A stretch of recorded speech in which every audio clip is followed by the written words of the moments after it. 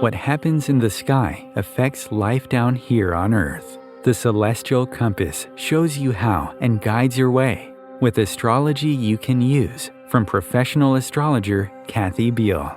Every episode features her light-hearted, practical forecasts and navigational tips, blended with humor, optimism, and a love of patterns, symbolism, and pop culture references. Kathy translates technicalities into concepts that apply to real life.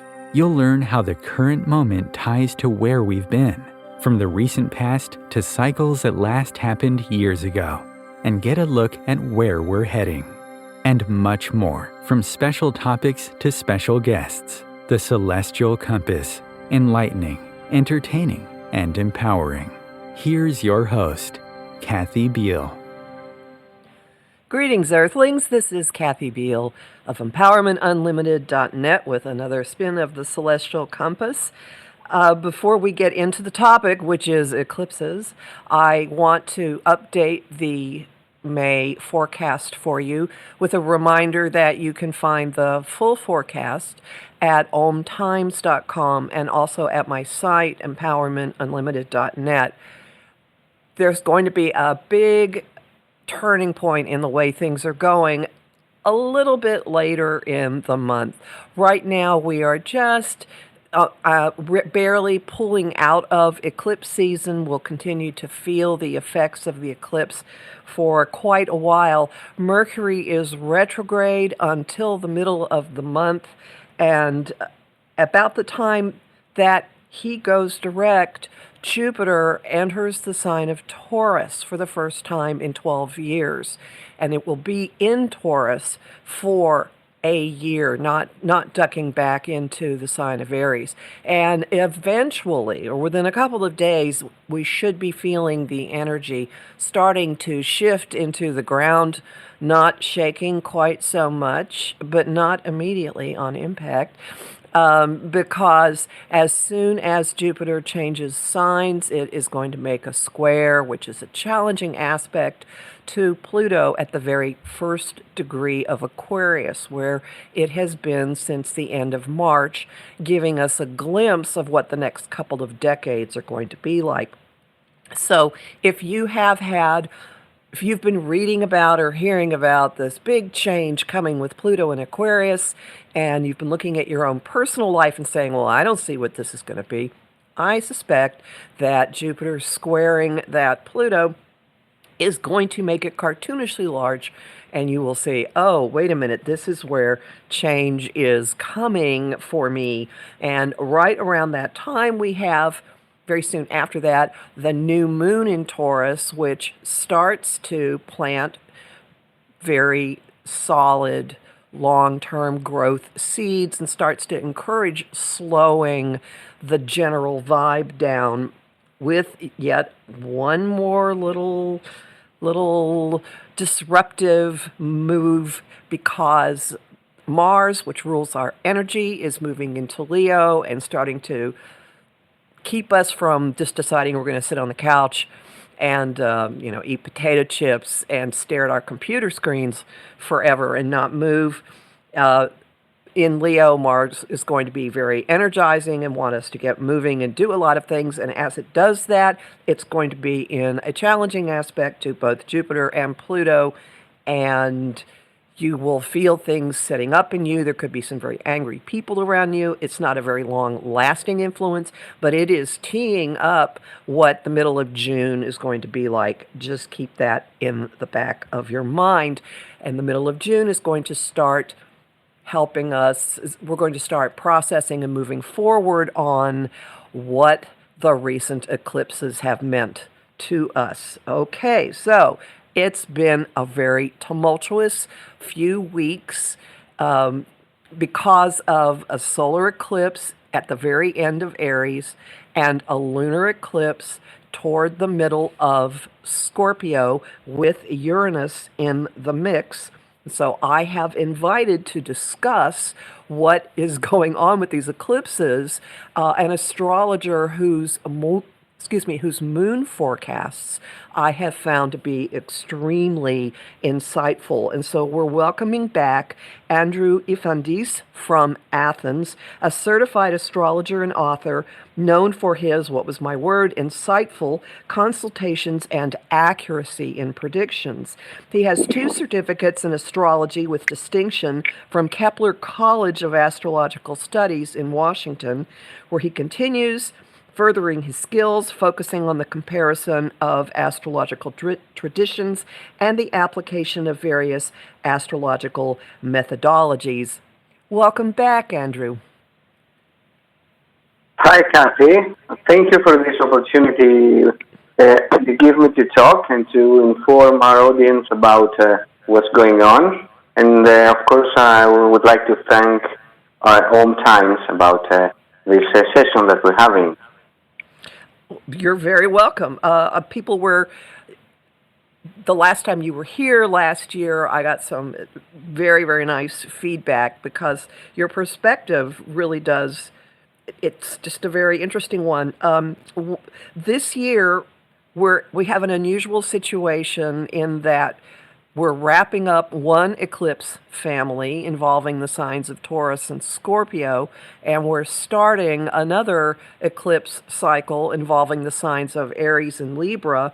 I personally see this as going from issues of what we own and how we share to issues of who we are and how we coexist with other people. Have you thought about this shift? What are your thoughts on what we're doing? Or if you want to start with something even more basic, hold on a second. What do you see as the importance of eclipses? Eclipses are very important in astrology because in reality they are the catalysts for evolution and for change. As we all know, we have the new moons and the full moons that happen each month, and the new moon is, planting a seed, wanting to start something new, while the full moons have to do with releasing emotions, or they illuminate some things within our emotional self. But 2 times within the year, in periods that are 6 months one from the other, these new moons and full moons are eclipses, because these are the times where Earth and the Sun and the Moon are aligned. And eclipses could be seen as potent and most powerful lunations. They are powerful new moons and they are powerful full moons. So what eclipses want is we to address some of the things that are going on with our lives. They push us to have a new perspective on things, and they also push us to release things that do not serve us. So they're very important.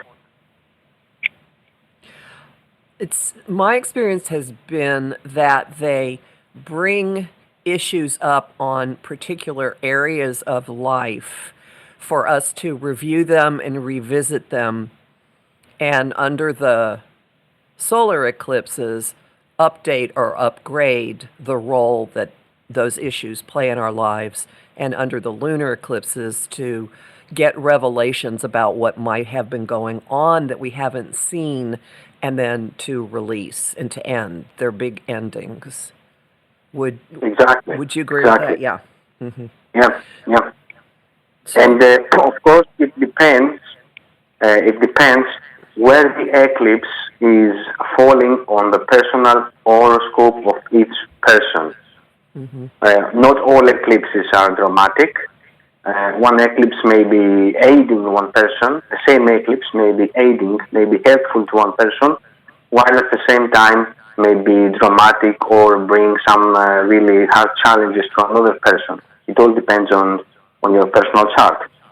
But all the eclipses have a thematic, and we're going to discuss about the thematic of these eclipses. So What have you observed being the themes of the eclipses that we've been under for the past couple of years in the signs of Taurus and Scorpio? The past couple of years were difficult years. We have had 2020 with the conjunction of Saturn and Pluto, and we all know how it came out with the COVID-19 and the restrictions. And then we had 2021 and 2022, where along with eclipses that fell uh, on the fixed signs, Taurus, Leo, Scorpio, and Aquarius, we have had a challenging square between Saturn and Uranus. Saturn was in Aquarius, and Uranus still is in the sign of Taurus. So there was a shift in stability. There was a clash between the old and the new. And all this challenged relationships and the economy, of course. Right. Now we are in 2023, and we're having 4 eclipses. 2 of them are happening on the Taurus-Scorpio axis, and 2 of them are happening in the Libra-Aries axis. Eclipses tend to be in the same polarity of the zodiac signs for about one year and a half.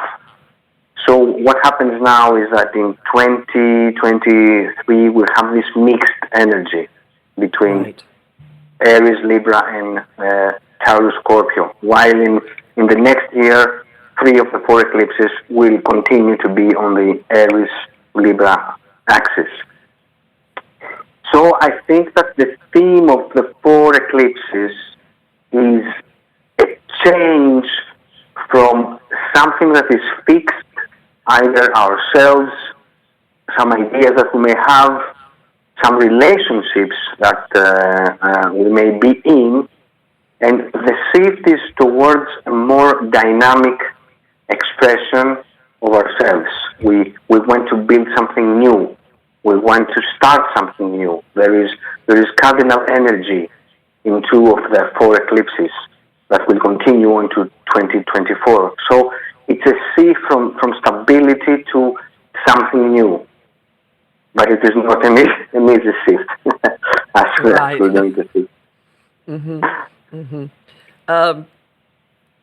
Do you pay much attention to the signs, to what the signs rule that the eclipses are in? What you've described right here has been like the ones we're going out of have been in the fixed signs, and now we're going into ones that are in cardinal signs, which set things in motion. But do you have any specific thoughts on Taurus and Scorpio as signs? Yes, surely. The eclipses that happen in Taurus, Scorpio are eclipses in a polarity that has to do with our physical and sentimental sense of safety. Taurus is the builder of the zodiac. It is a sign that rules our values, our resources, the economy, and the general idea of how we feel safe. While opposite, Scorpio is exactly the same things, but not on a material level, on a sentimental level. Do we get the attention we need from our partners? Do we feel safe? Is there emotional security? Do people trust us? Do we trust people? Can we get trusted so we can have credit from a bank, for example? Am I going to be someone who can be trusted in order to get back love and money? So the eclipses that are happening now are wanting to change this axis into the other one, between Aries and Libra, where we are not so concerned with our values and how people see us, our safety, and in a physical way and in an emotional way, and we tend to express ourselves more easily. We want to be more assertive. We want to be more independent. This is the Aries part that comes into play now. We want to be more individualistic, and we want to start new things. We're going to move on from the stability and to start new things, taking into consideration how we will do it without disrupting or without having an effect on other people, or without this having an effect on our relationships. This is the Libra part. Mm-hmm. So it's a gradual change from a safety to a new sense of identity. The change from the first axis to the second axis. That definitely, yes, and along with that, there's the fixed axis wants to hold on to what is there. Taurus and Scorpio like to hold on to their toys, their possessions, and their big issues about are they going to share or not. Aries doesn't necessarily think about other people. It just acts impulsively. There's a natural energy or fire or life force that comes out, and then maybe they stop and go, oops, what have I done? And the challenge with that is to realize that there's somebody else in the equation, Libra, and, did you just drive your bulldozer over another person, or do you have to sit here and remake what the agreement is going to be? So it is a very, very different dynamic. And what you're describing or what you've been talking about seems to me to speak to a characteristic I've noticed that is different between these two eclipse families. Most of the eclipses that we've been under in the signs of Taurus and Scorpio have been lunar eclipses, and most of the eclipses in the Aries and Libra family that we're moving into are solar eclipses. What does that say to you? That's a very interesting observation there, Kathy. And it tells me one thing, and I will explain why it tells me this thing. We have to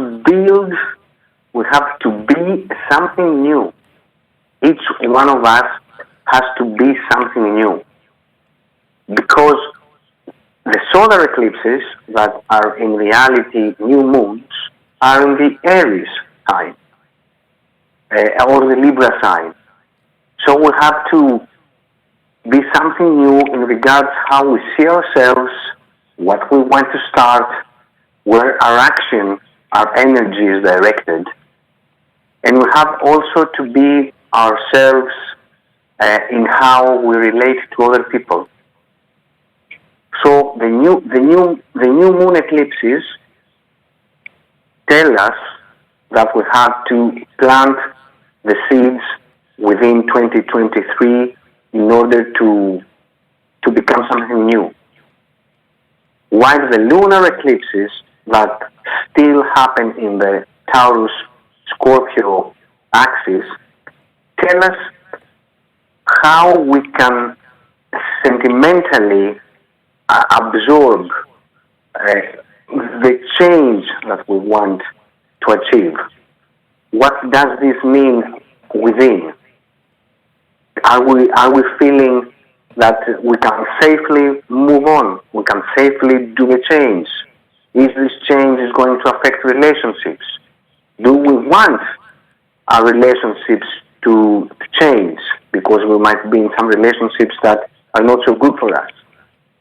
So it's a play between having a new sense of identity and creating a new self and new relationships against how this is going to affect our resources, our sense of stability, and how we feel inside. So we have first to address some inside issues with these eclipses. I would say that all four eclipses for 2023 have a general title that says a rush and a push, and finally the land will be ours. But we have to address our shadow first. We have to address our inner complexes first, and to become something new. They are a cycle of becoming for me, these four eclipses, dear Kathy. And then it's not a coincidence that Uranus, near the center of the sign of Taurus, has played a role. It was directly conjunct last November's lunar eclipse in Taurus, and it is still close, this time with the Sun, in May's Scorpio lunar eclipse.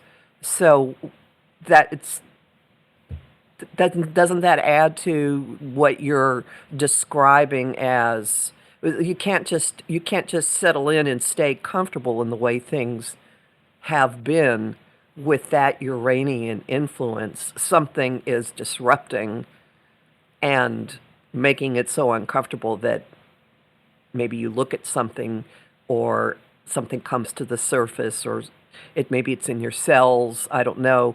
How have you observed the role of Uranus in this? First of all, let me tell you that I totally agree with this observation, and it is exactly this dichotomy, I would say, because we have the eclipses in the sign of Taurus that will also have Jupiter during 2023. And the North Node also is in the sign of Taurus. And this tells us that these eclipses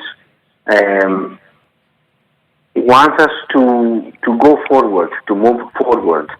The North Node is, our destiny. We move towards to. The destiny we move towards to. And we have Jupiter there, and we will be having the Sun there, as happens in today's eclipse. So we want to move to stability by creating something new and to feel safe within our relationships. As I told before, because of the shifting of the axis to the Aries Libra.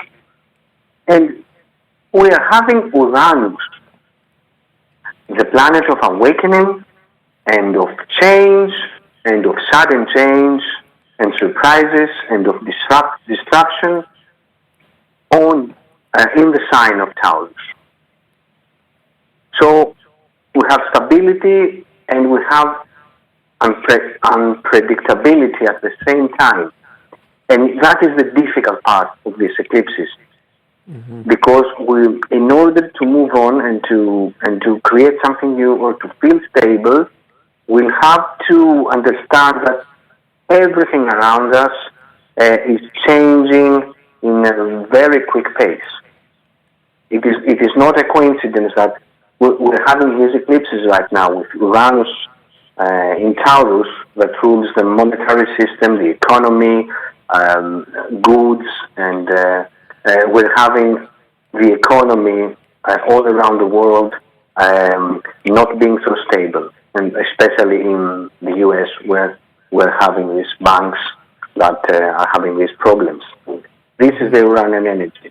And in a personal level, this means that in order to feel more stable and safe, there will be tension inside. But that is what Uranus will bring. And we have to pass the tension and to focus on the awakening of Uranus. what all these things try to tell us. How am I going to be something new? What I have to release, the Scorpio side, in order to become something new. So the energy of Uranus is both positive and negative, and we as individuals, we always have to somehow balance the energy of the eclipse and try to have the energy work towards the best for ourselves, because we all have free will.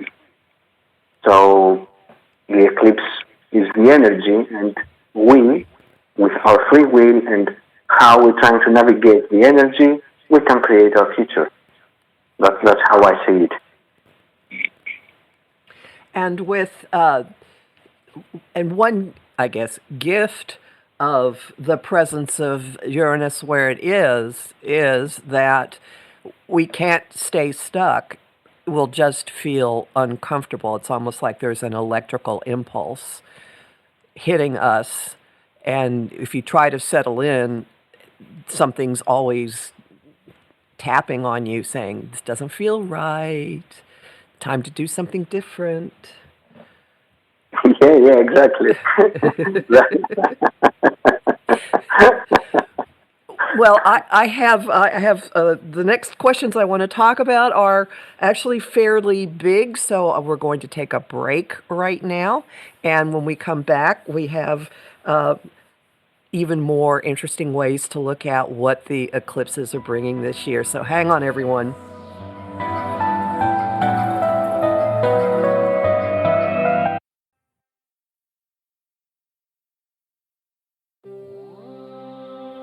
Want help with your own celestial compass? Visit my site, empowermentunlimited.net, for Astro Insight forecasts for each week, month, and new and full moon. Want to explore the personal impact? Make a decision? Understand another person? It is possible. Click the Services tab to book a personal session with me. That address again, empowermentunlimited.net. Back to Celestial Compass. This is Kathy Beal. We're talking about eclipses today with Andrew Ifandis. And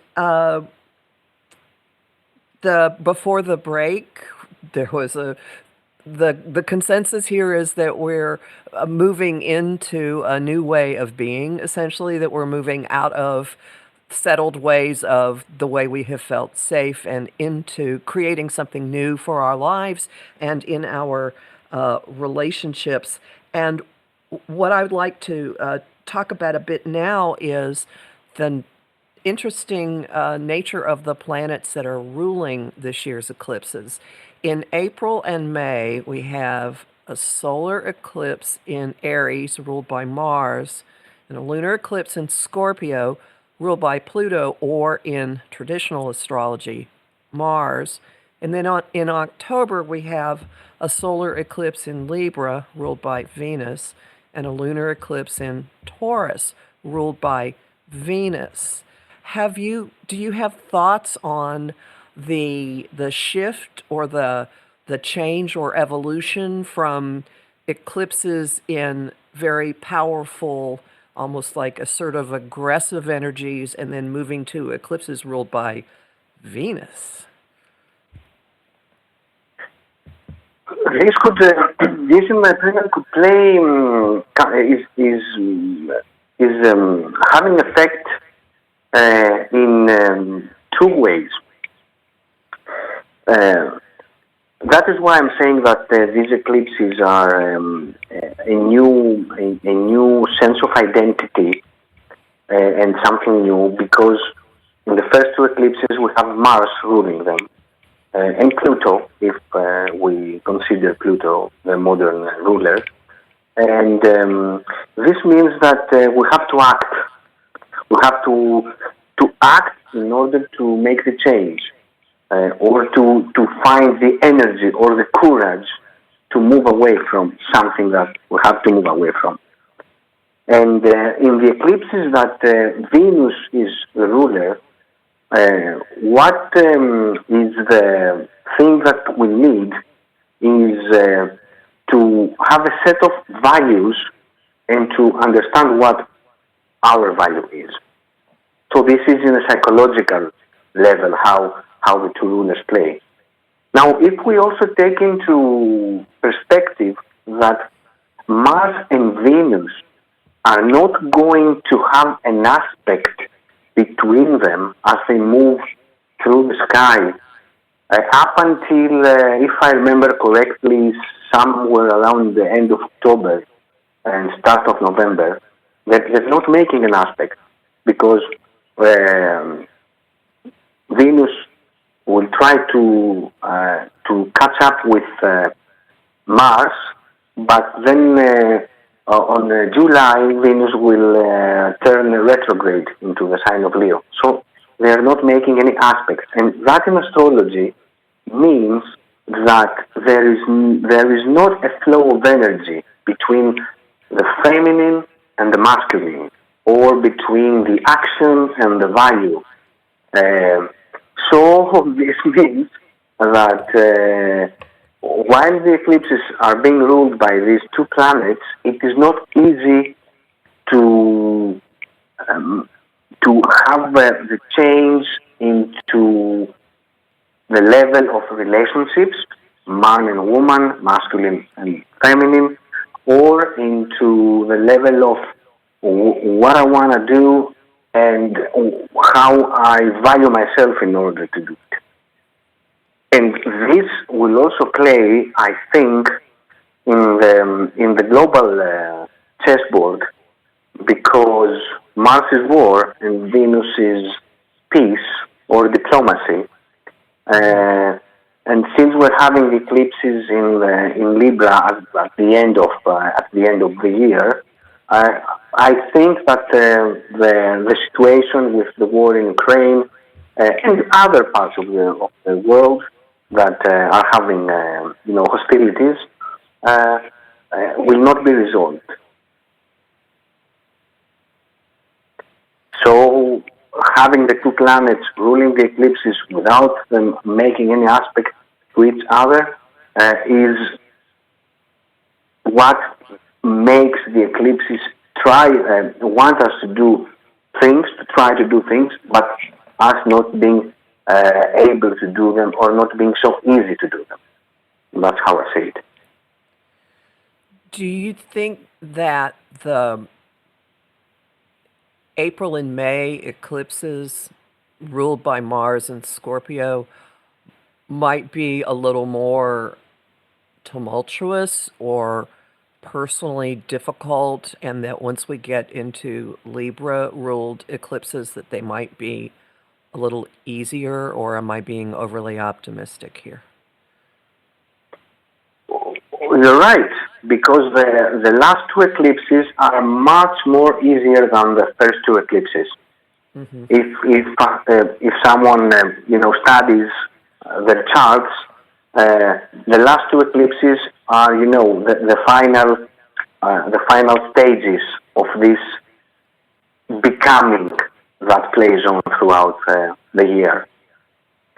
Still, there are some things that we have to pay attention, but they are much more easier the last two eclipses. So I totally agree with you.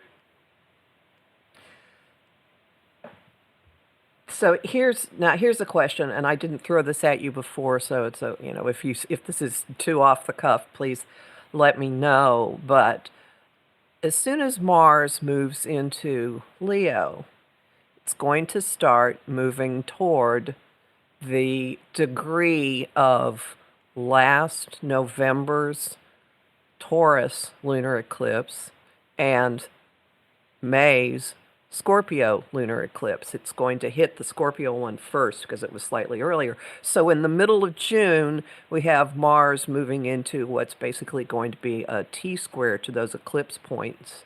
Do you pay attention to things like that?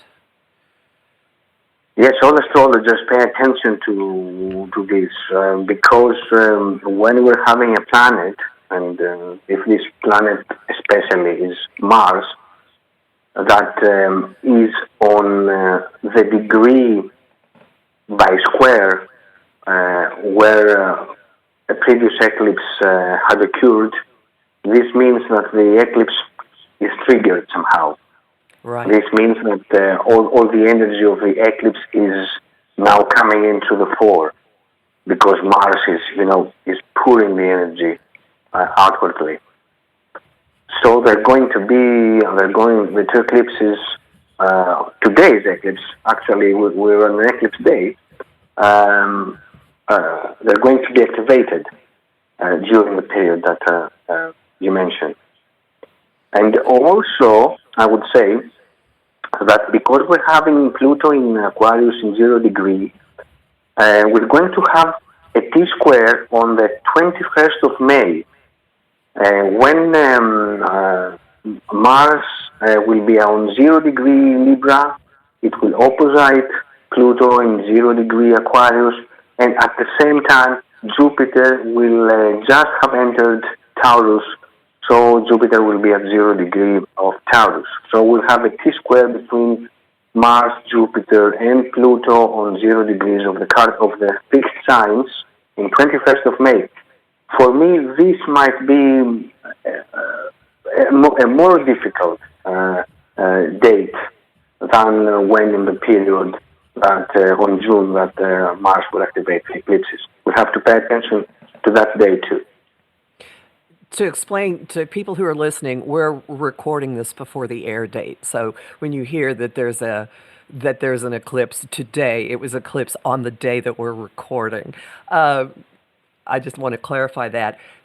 So it seems to me that the T-square to Jupiter on the 19th, and then Mars triggering the eclipse points in June, both seem like times when dealing with what the eclipses have meant to you personally could be pretty unavoidable. There will be a motivation to, oops, this has happened. What am I going to do with this? Yeah. Yep.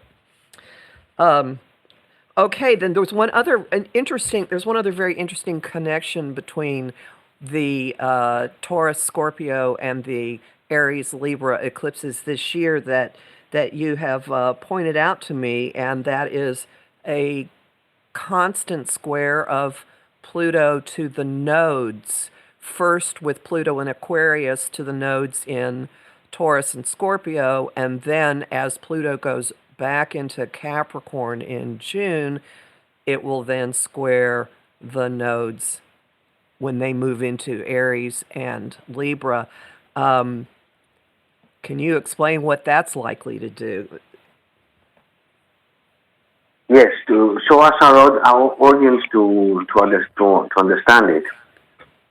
When we're having an eclipse, what we're having is either a new moon or a full moon that is happening very close to two astrological points that are called North Node and South Node. These are the points where the path of the moon is crossing the path of the Earth and the path of the Sun. So all three paths converge, so we're having the eclipse.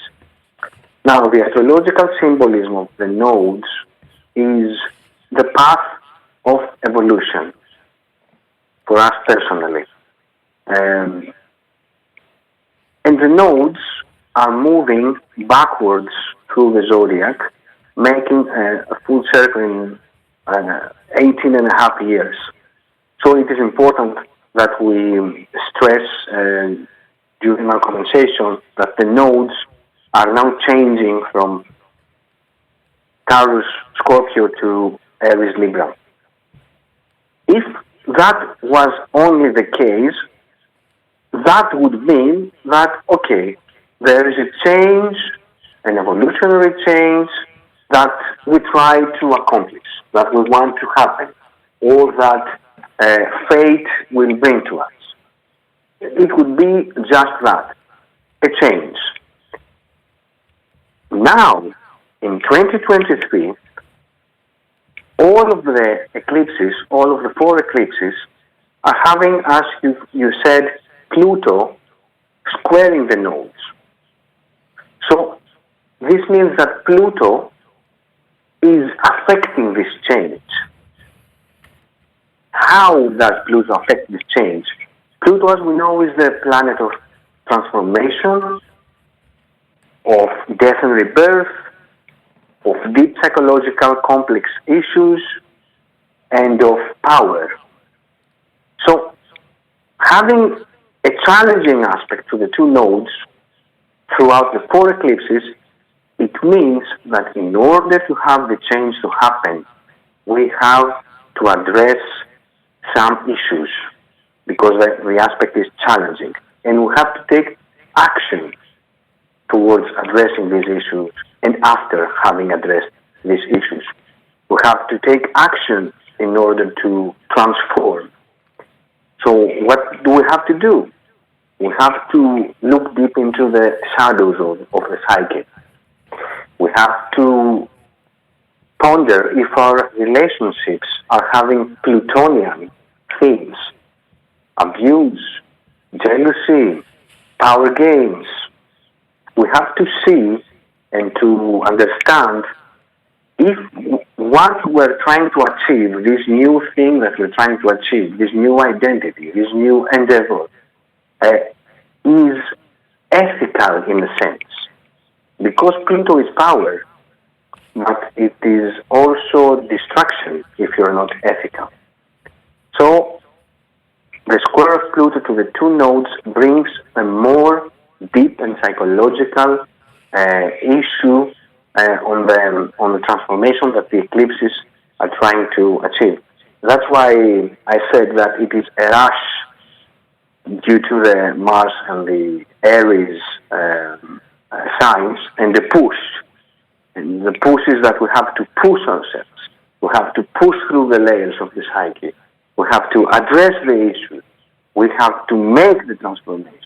We have to understand that change has to happen and to pass also the tension that Uranus is giving from the sign of Taurus onto all of us.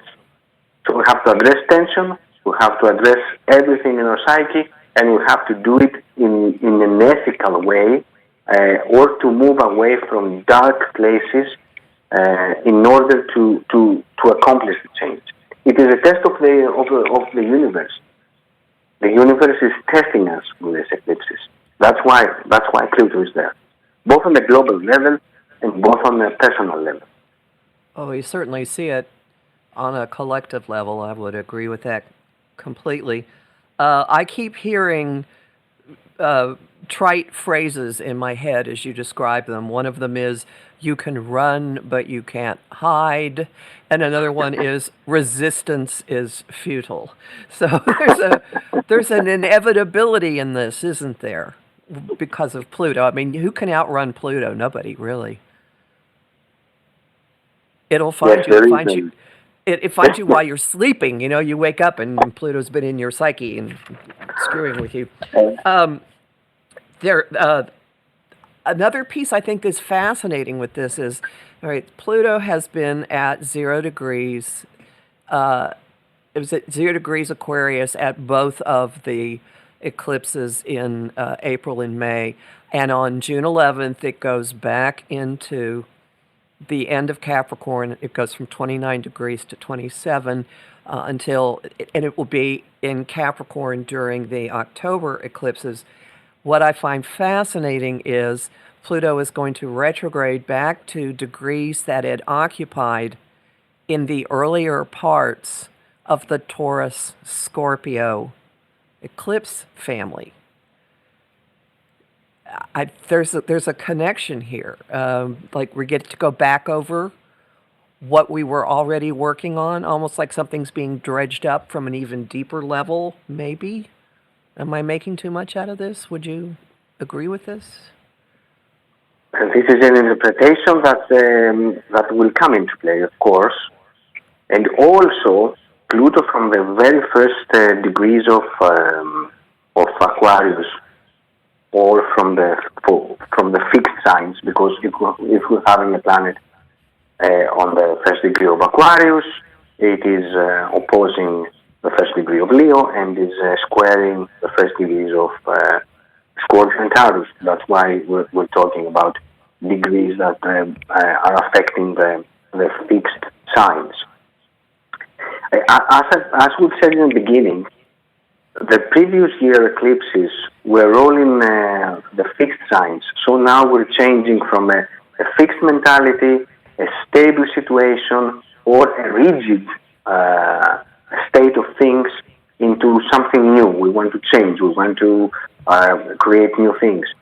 And Pluto, returning back to these degrees, is helping, in a sense, with this shift from the fixed to the cardinal energy, because it will destroy, in brackets, it will destroy what has been fixed and is not serving us any longer. It will push for a transformation. It will give us the psychological pressure. I have to do this.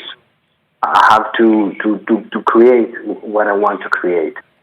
I want to be independent. I want to have my business, to start my business. Whatever we want to create with these eclipses, Pluto is, in a sense, is also going to help us do it, because it will destroy anything that is fixed and holding us back. That can be frightening for people to hear.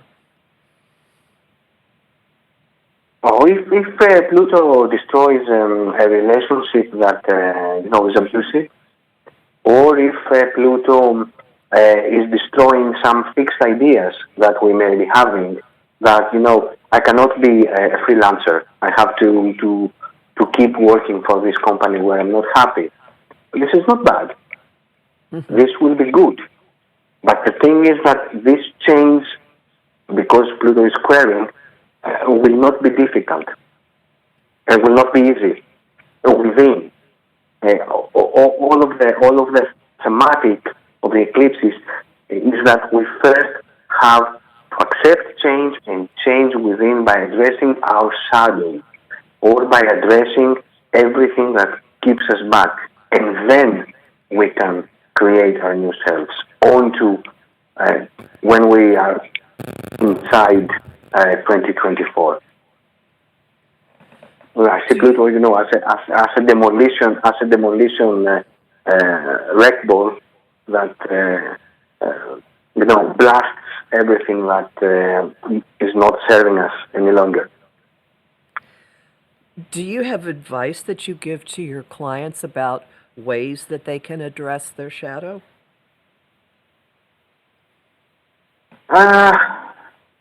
How to address our shadow? First of all, we have to see it. We have to be honest with ourselves,